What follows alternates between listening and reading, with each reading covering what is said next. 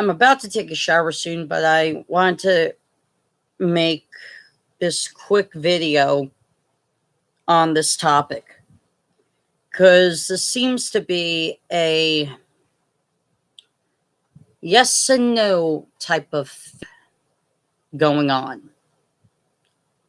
You have one side that says not wanting children is not selfish, but wanting children is selfish, and you have the other side that says not wanting children is selfish, but having them is a selfless act or selfless want, desire, whatever.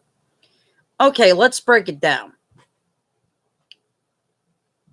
Women, more than men, biologically speaking, are prone to wanting children than men are. This is just a biological fact. And that being said, does that biological wanting of children extend to all women? Of course not. There are women who don't want children. There are women who can't have children. But those who do want children but can't have them naturally do end up adopting. But let's just say fictional woman A has the ability to have children but doesn't want to have children because she's a businesswoman and having a child would really set everything back for her. And let's just say fictional woman B wants children but can't have them naturally due to reproductive problems due to a car accident. Okay, so you have two different types of women here. One who can have children naturally but doesn't want to because businesswoman and having a child would set everything back for her. And the other one who can have children naturally but wants them, but due to a car accident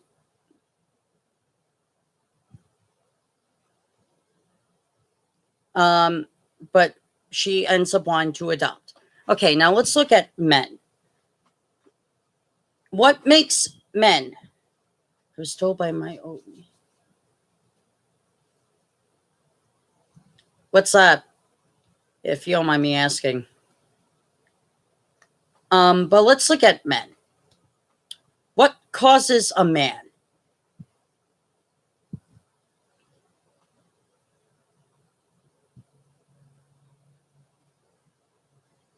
Yeah, that's my philosophy behind. Well, I'm gonna get behind that. What makes men to want children? Now, at first, I thought, man, nah, I don't want children. Blah blah blah. I thought that at first, but then I thought about it. Do I really do not want children?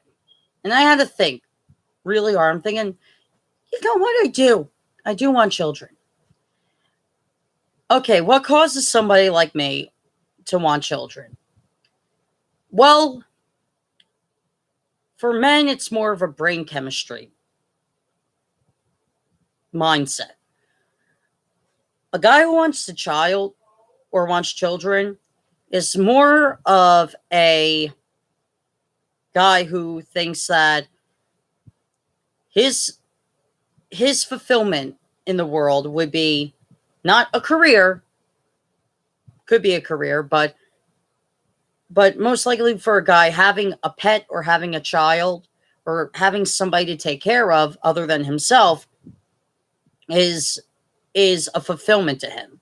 It's a psychological thing. Now you have men who don't want children.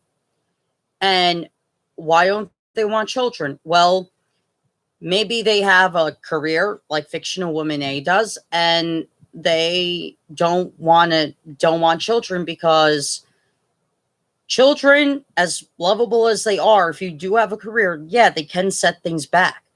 And so, you know, you can have a guy who's a businessman, very successful at his job, and is on his way of becoming a CEO of some major corporation, and he could make all the shit ton money he could ever want because let's just say this guy grew up poor.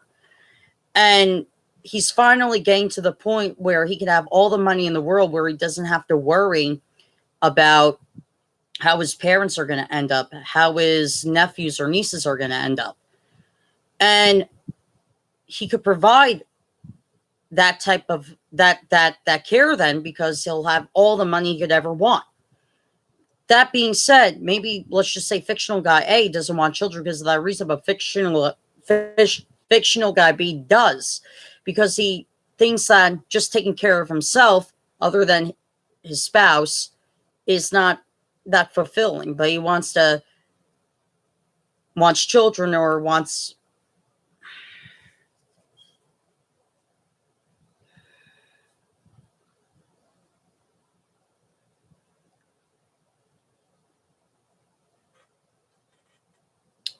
Yeah, but okay. So anyway, we those are the biological breakdowns of men and women. Now, let's get into the societal thing. Well, if you live on a farm back in the 1600s, wanting a big family was not more of a need, but it was more of an urgency type thing. Because when you had a farm, you kind of needed all hands on deck.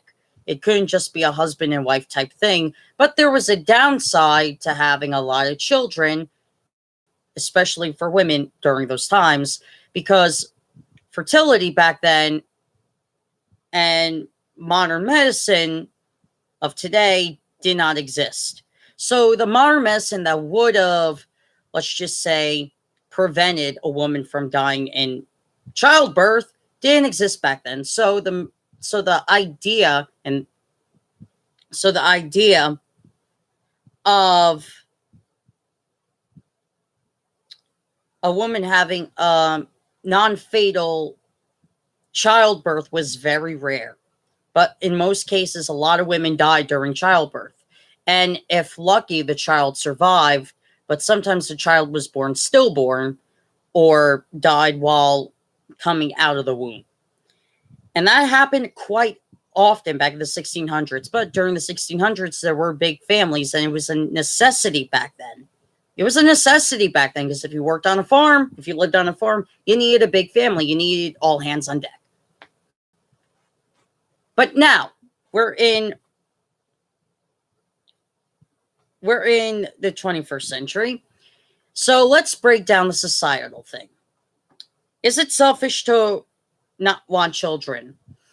No, it's not a selfish thing. And I'll tell you why. A lot of people who don't want children will use the argument the world is overpopulated, and they're correct. Currently, as it stands, there's 7.1 billion people on planet Earth as we speak. As we speak. 7.1 billion people.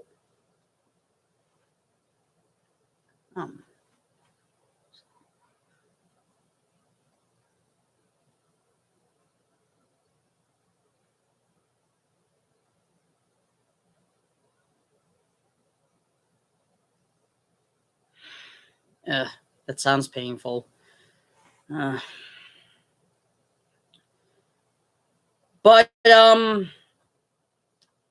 let's look at because the world is overpopulated. That is true.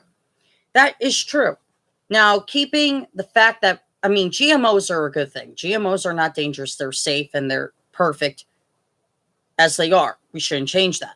But how much GMOs would we have to produce if everybody wanted children?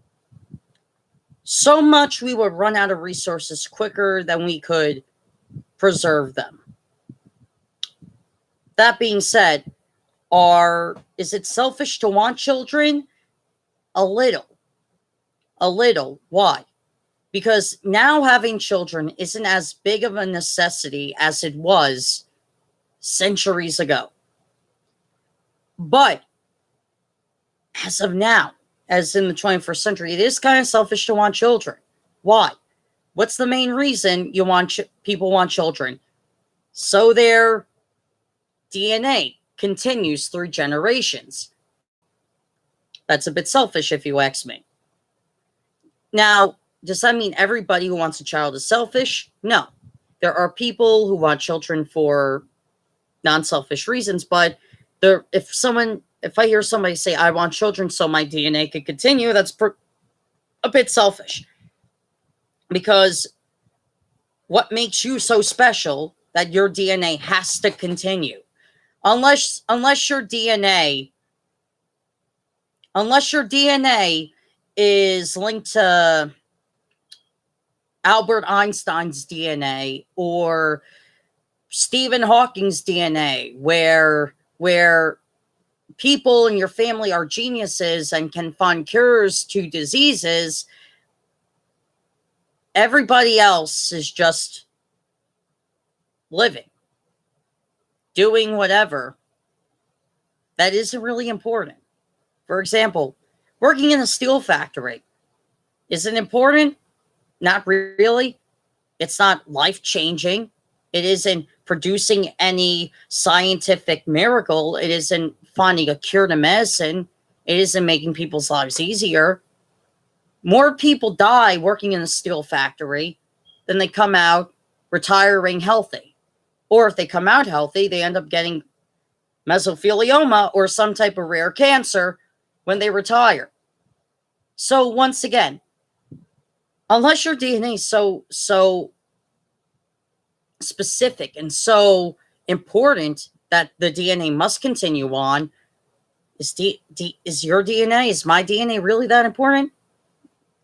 No, it's not. But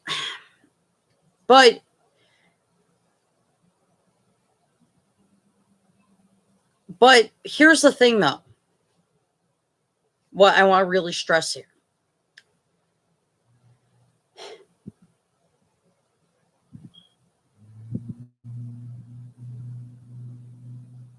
It's up to you.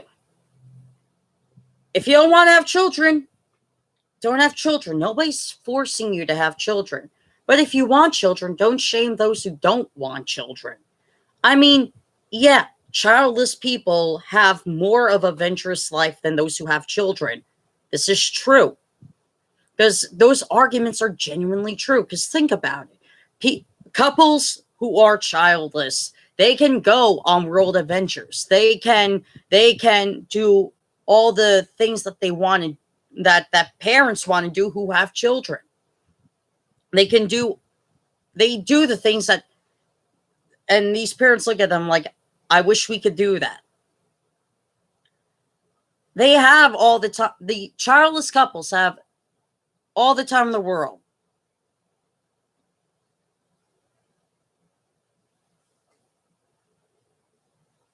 Yeah, it's a societal thing. It's a societal thing. Exactly. It's a societal thing. And let's look at the families that have children, the couples that have children. Bills are normally behind on time. Not only are bills normally behind on time, vacations can be very expensive. Unlike childless couples where they can set a budget and stay within it, child couples end up having to spend much more within their budget, thus puts them into debt, more so credit card debt. Now look, being around children can be a wonderful experience. Somebody could be an aunt or an uncle and have nieces and nephews, or they could have friends who have children, and they could be their godfather, godmother, whether or not they believe in God. That's besides the point, though. Point being, though, doesn't matter if you're a godparent or a grandmother or an aunt or an uncle, children are wonders to be around because they make you have.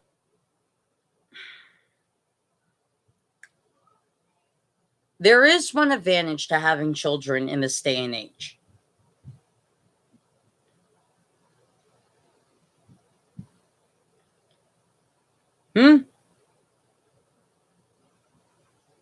I have no idea what that means. Have zero idea what that means. But in this day and age, I want to say that there's one advantage to having children.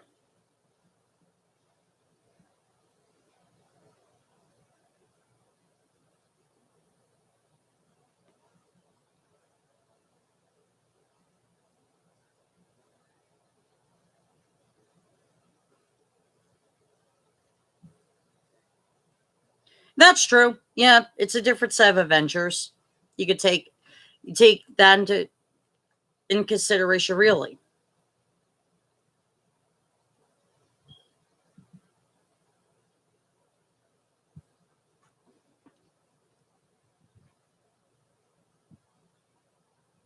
Yeah, that's normally the really the one advantage to having children in this day and age is that when you get older, you will eventually have somebody to take care of you.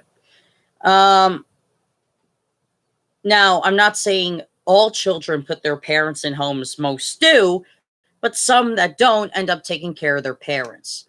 Um, but yet, I think if I or any, I'm like, if I didn't have, if I didn't want children, if I didn't want any children, if I didn't have any, I would have to pay somebody who probably doesn't want to be around me to begin with to take care of me, or I would have to commit myself to a home where my freedom is pretty much locked away forever.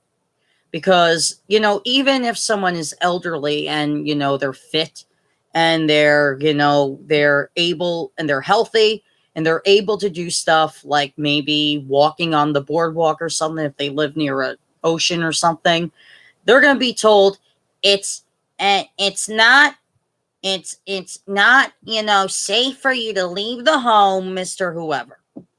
It's not it's not safe for you to leave. You know how condescending that is to an older person, even though they know that they're healthy?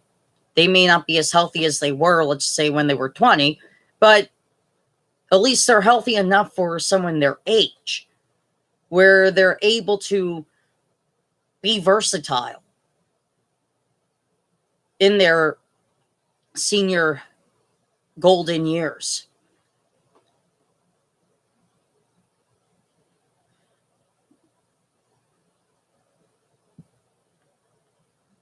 Yeah, that's the more thing we should look at. It's not having kids, it's who can we have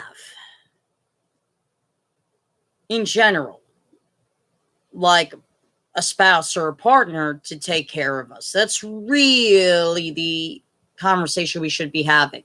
Because a lot of people are getting depression on a scary amount.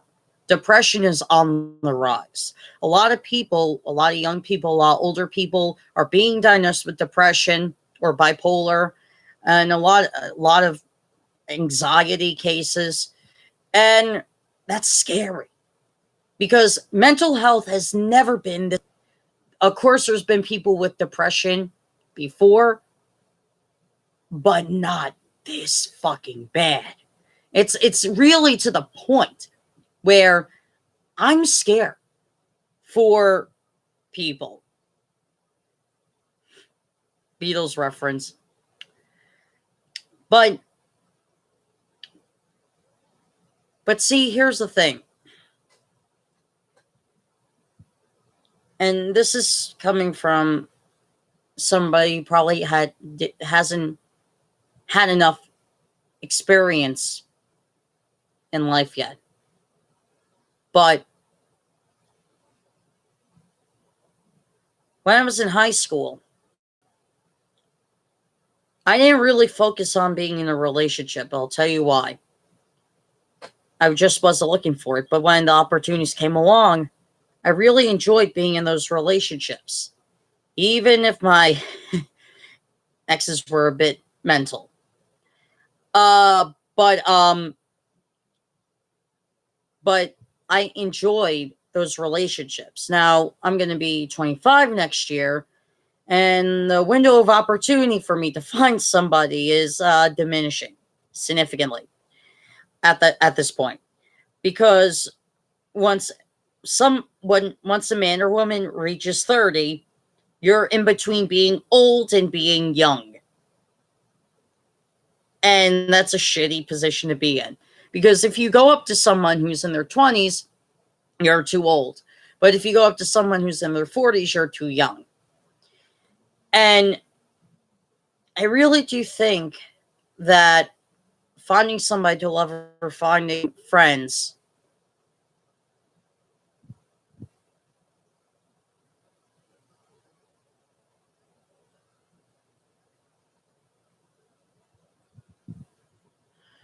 if you have friends or somebody to love, your life is going to be great. But yet, I find it funny how there are people in society who disregard others for minute differences. And I'll explain what I mean. And I'll use myself for an example.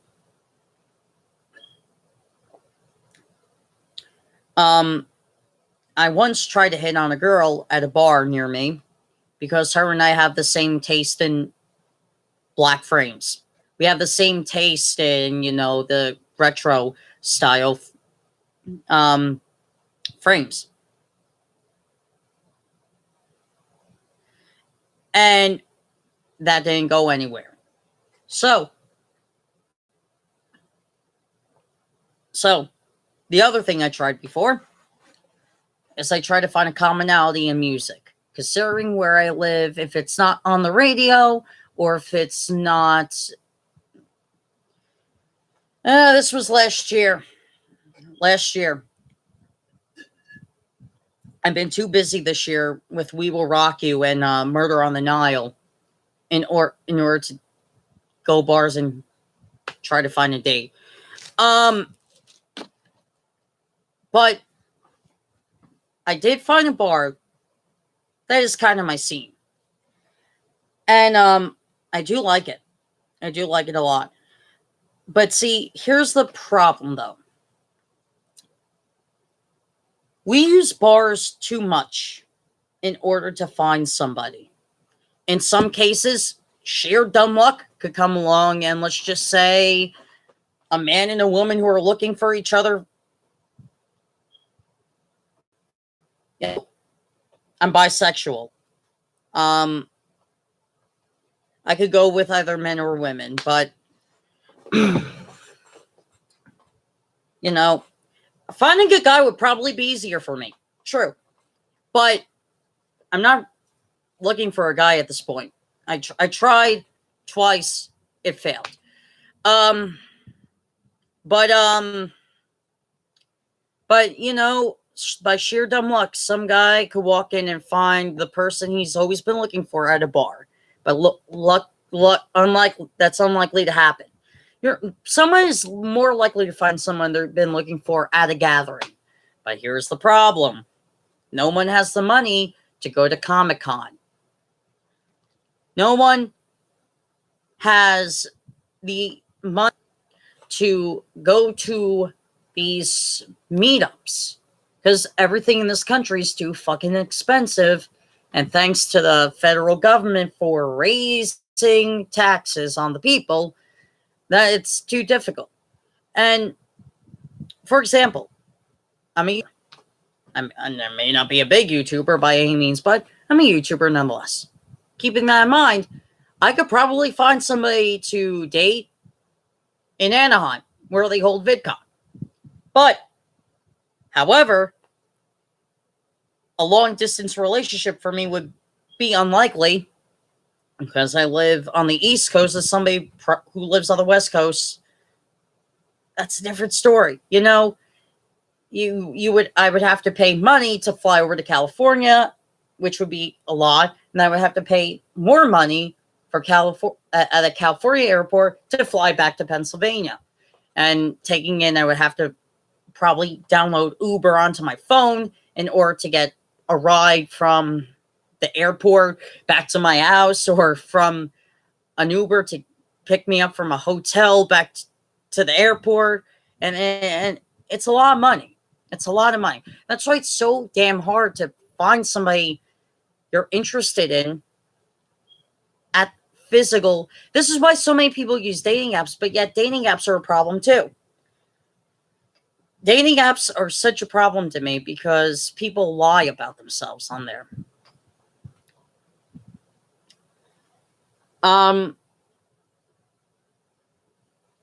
People lie about themselves on dating apps. Like, you never see anybody tell the truth about themselves in dating apps. I've tried them before.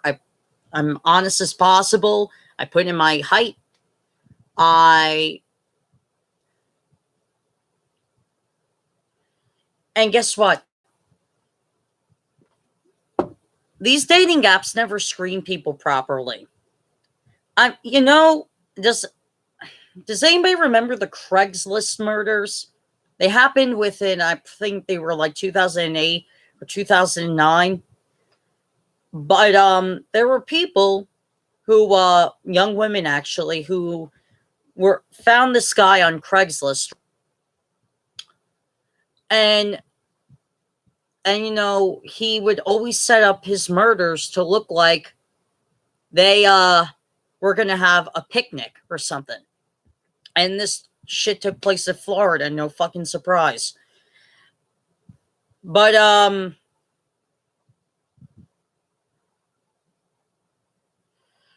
and so anyway, all these young women would be manipulated into going to these like wetlands of Florida, and then they would be killed off literally one by one.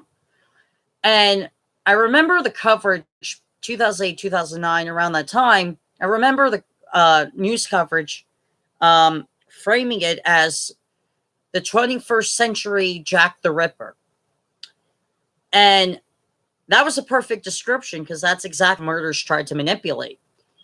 And yet, ever since then, you can only use Craigslist for selling shit, but yet I don't trust Craigslist altogether. Why didn't they just close the damn website down? Because now people are selling their stuff on Craigslist for cheap prices, and let's just say people have ran into dead bodies. And dangerous shit like that. Maybe that could be a reason why it's hard for me to find somebody to date, is that I'm too cautious with things and people. I'm too cautious. I won't go to crazy places that sound shady to me. If I hear somebody say, let's go to this festival at so-and-so place, and that has a shady name to it, I'm like, no, thank you. And it probably sounds like where a lot of drug addicts are. I don't think guys are closed-minded to knitting or crocheting. I crochet per se. I crochet. I haven't done it in a long time, but I crochet. I've tried using a sewing machine before.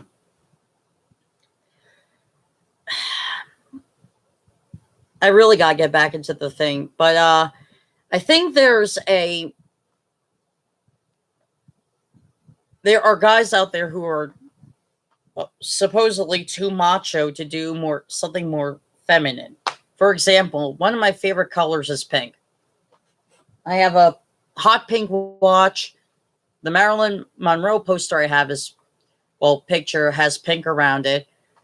Pink was considered a masculine color, but in the 1930s, pink was seen as too dainty, and blue was seen as masculine, even though the colors were reversed.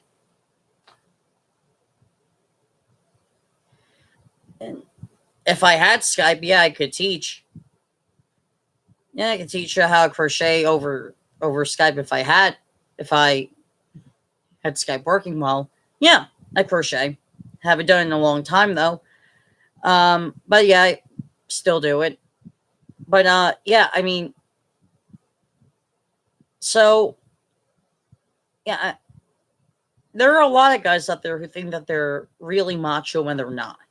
And a lot of these guys, I think it's alpha to be this uber over steroid muscled guy who has complete disregard for women, who think that, oh, if a guy, you know, treats women with so much respect and so much kindness, he's weak.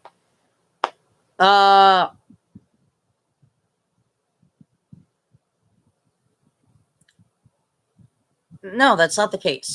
Real alpha men in the 21st century mindset is that they help people that are close to them. That's a real alpha male. Someone who respects others, but yet at the same time can hold his own ground without being pushed down by people outside of his circle. That's a real alpha male. And not many exist because all these guys who claim to be alpha are really fucking cowards. For example, all these guys who call themselves gangsta or gangster, whatever, and yet they wear sweatpants and wear pinky rings thinking they're tough. A real gangster dresses nicely. Look at Al Capone. That's a real gangster. Dressed in a suit, was presentable, showered on a daily basis. He contracted syphilis, but that's besides the point. He was a businessman. He did dirty dealings. That's a real gangster. All these guys who call themselves gangstas, especially where I live, swing their fucking lanyards and thinking that's a weapon. I like to call these people drug addicts.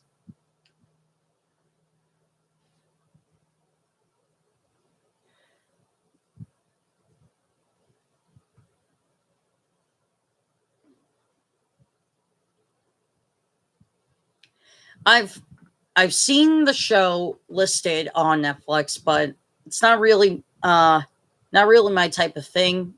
Not really my type of show. I like shows that are documentaries and stuff that really open my eyes to stuff. There's a show on Netflix I really enjoy called Dark Tourist. And this guy goes to all the places in the world where, it's the more dark side of the world histories and all that. And the first episode, he was in the Philippines. I believe so. No, he's in South America. I forget exactly where he was. But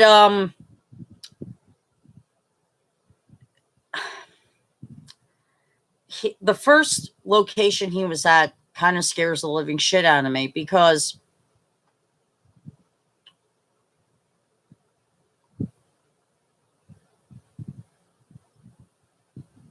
I like Prager University as well. I like their videos.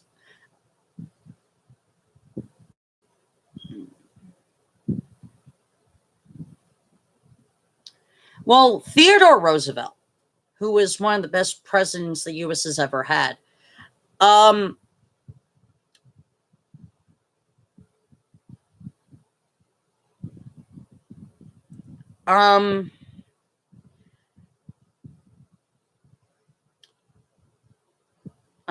was that? Yeah, Theodore Roosevelt was one of the best U.S. presidents. Once said he respected a man who could stand up for himself and protect his family while at the same time being sensitive when he had to. So basically what he was saying was that men shouldn't avoid being sensitive. Men should have some sensitivity to them, but they should also be able to fight when they have to. And that's a true alpha male. He was an alpha male in the 21st century sense in a time when men were supposed to have a complete disregard for women. When men were supposed to be these uber strong, over muscled guys. Where they were supposed to have no sensitivity. He broke the mold. And yet, what his description of alpha male was back then, now, is called weak. It's not weak. And not every guy, I'm sorry, macho dudes who might stumble across this video, not every male can lift weights and build muscle. I've tried to build muscle. I can't do it. I can use an elliptical machine to stay in shape, but that's about it. I can't build muscle. I don't have the genetics for that. And before I hear it, yes, you need the genetics to build muscle. No guy could just pick up a weight and in 6 months, he has strong muscles. That's not how it works. Guys that have low muscle mass, like I do, we cannot build muscle. I can't lift weights for 6 months and expect results. I can't. Because it's impossible for me. But they're guys that have the accurate muscle mass or the right muscle mass for a male body. They can build muscle. This is why I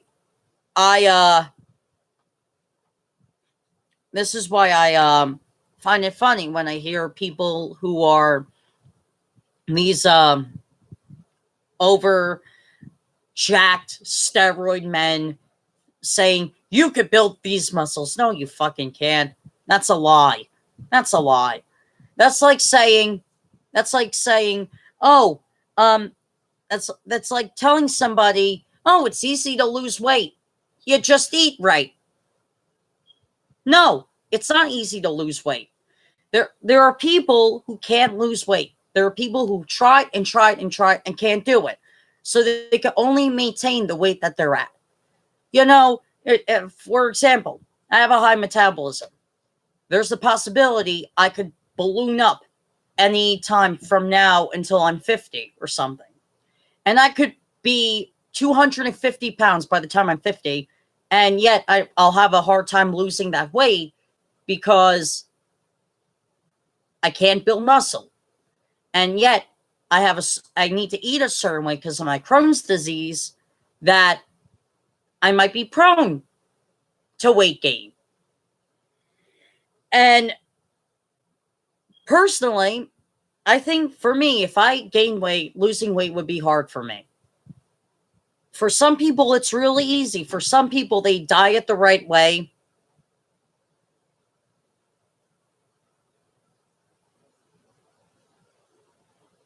And you know, they could diet the right way and they can lose the weight miraculously.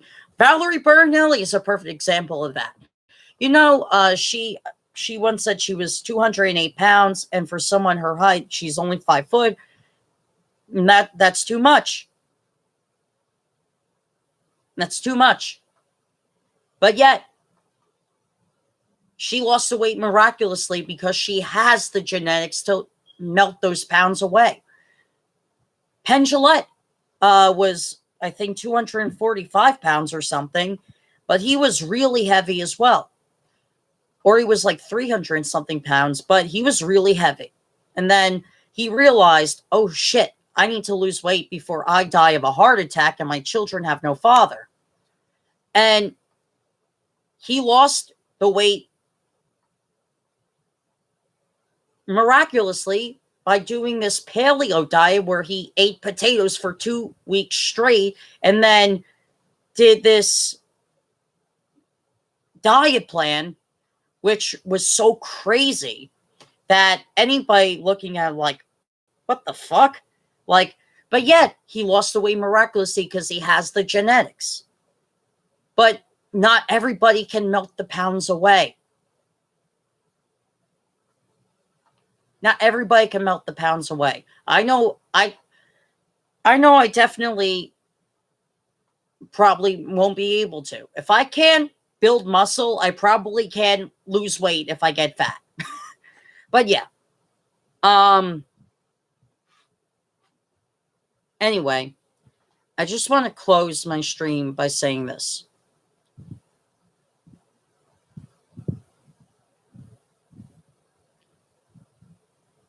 All these topics in the world that I mentioned, like about losing weight, gaining muscle, you know, how it's unselfish to have children or not, if you want them or not. All these are personal, biological, and physiological things that you cannot control. You can control if you want children or not, but sometimes you can't. You know, you can have the ability to lose weight, and sometimes you can't. But guess what? In our life, we have the ability to control our lives and live our lives the way we see fit. So when next time I hear somebody say, hey, childrenless people are selfish, or if I hear somebody say, hey, it's easy to lose weight, hey, it's easy to build muscle, I'm going to just tell them this. Maybe for you, but not for everybody else. Because it isn't easy for everybody else to do that such thing.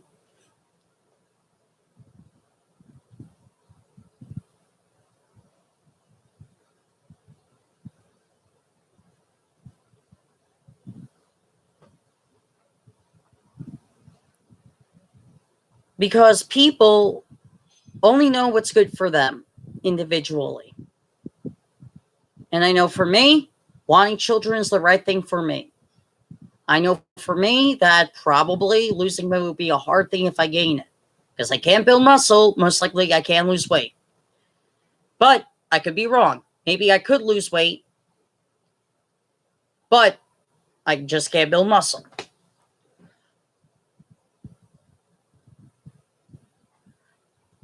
This is why I embrace individualism. This is why I embrace individualism. This is why I embrace seeing people as individuals and not as quotas, not as blocks, not as identities, not as terms. And when I see people say, oh, you got to view people like this, you got to view people like that, I say no. When I see people talk about these statistics or whatever, fine. Proper terms need to be used in context, when you're talking about statistics. Fine, I get that. But when I hear people say, well, you have to view people like this because we live my generation is too obsessed with race. It's too obsessed with gender. It's too obsessed with these things that we blame other generations for that weren't obsessed with it. For example, I hear a lot of people like to say, oh, Bob Hope and Bing Crosby were bigots. No, they weren't. In fact, they worked with more Black actors and actresses than most millennials today in the acting industry do. For example, when I hear people say,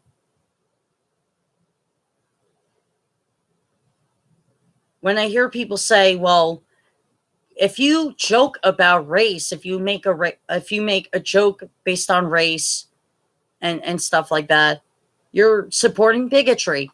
No, you aren't.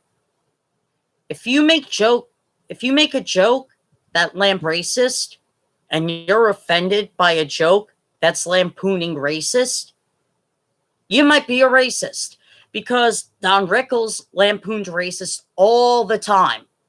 And this is why I love Don Rickles, because Don Rickles had the balls, had to make fun of everybody and not just one person. He had the balls to make fun of everybody. And if you didn't find his jokes funny because he was lampooning racism, most likely you were a bigot. But yes, in cases, race and gender can be important in a part of the conversation. But I mean, when I say my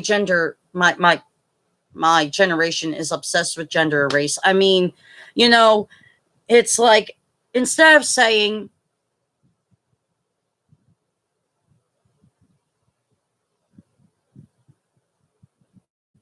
it's my generation, like, will say, oh, I'm a biological male, I'm a biological female. That they have to put that on their Facebook description. You don't have to.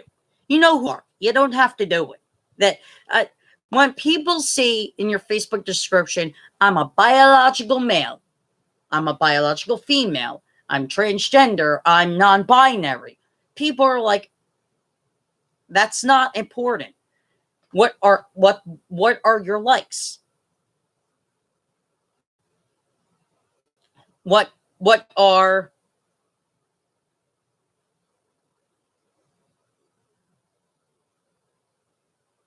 Yeah, I've seen that. People got too offended by essentially what Don Rickles would have done. Because you have a racist person working for the New York Times. Okay, I'll tell you what non-binary is. It's really stupid, but whatever. They're not horrible people. But what non-binary people are, if someone's born biologically male or biologically female, if they think they're non-binary, it means that they aren't really either male or female. They can switch between genders. It's stupid to me because human beings are not frogs. Only amphibians can change their genders, not humans. Humans have to go through rigorous hormonal therapy and rigorous surgeries in order to change their physique and what they look like. But you can't just be born biologically male or female and say, you know what, today I feel female. You know what, today I feel male. You can't, that doesn't work like that. Non-binary is paper. That's non-binary.